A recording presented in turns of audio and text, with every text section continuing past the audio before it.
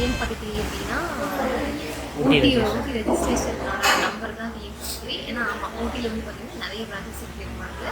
So எங்கள் ஊரும் கோயம்புத்தூர் தானே, அங்கே வந்து மதமலை அப்படிங்கிற பிளேஸில் வந்து இவங்க லொக்கேட் இருக்குது. நாங்கள் இன்றைக்கி தான் ஃபஸ்ட் டைம் வந்திருக்கோம். நான் அப்போ வந்து ஜீவா அதுக்கப்புறம் என் தம்பி வந்திருக்கோம்.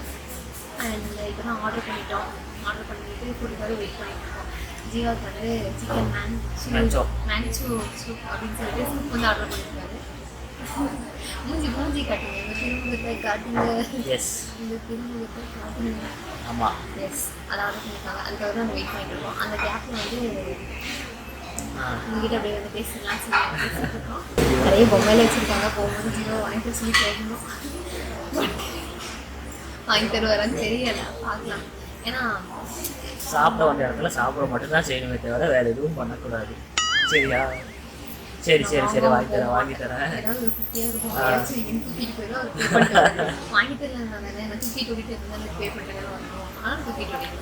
என்ன ஒரு புத்திசாலித்தனம்.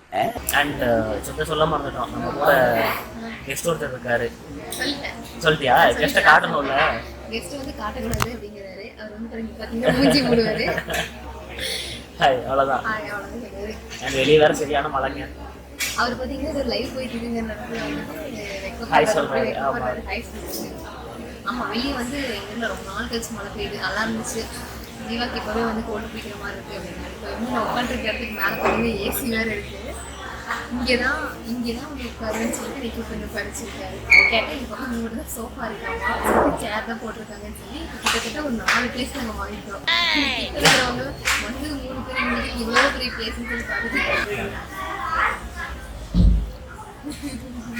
ஸோ இந்த ஹோல் பிளேஸையும் நாங்கள் கவர் பண்ணி உட்காந்துக்கிட்டு இருக்கோம்.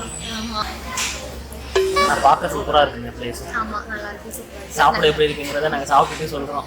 சும்மா நாங்கள் மட்டுமே மூஞ்சி கட்டி பேசியிருக்கோம். அடுத்து ஃபுட்டு வந்துச்சுன்னா ஃபுட்டை கொஞ்சம் பார்க்குறோம்.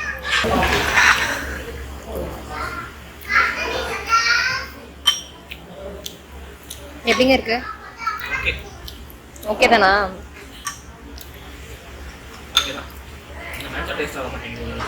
சரி.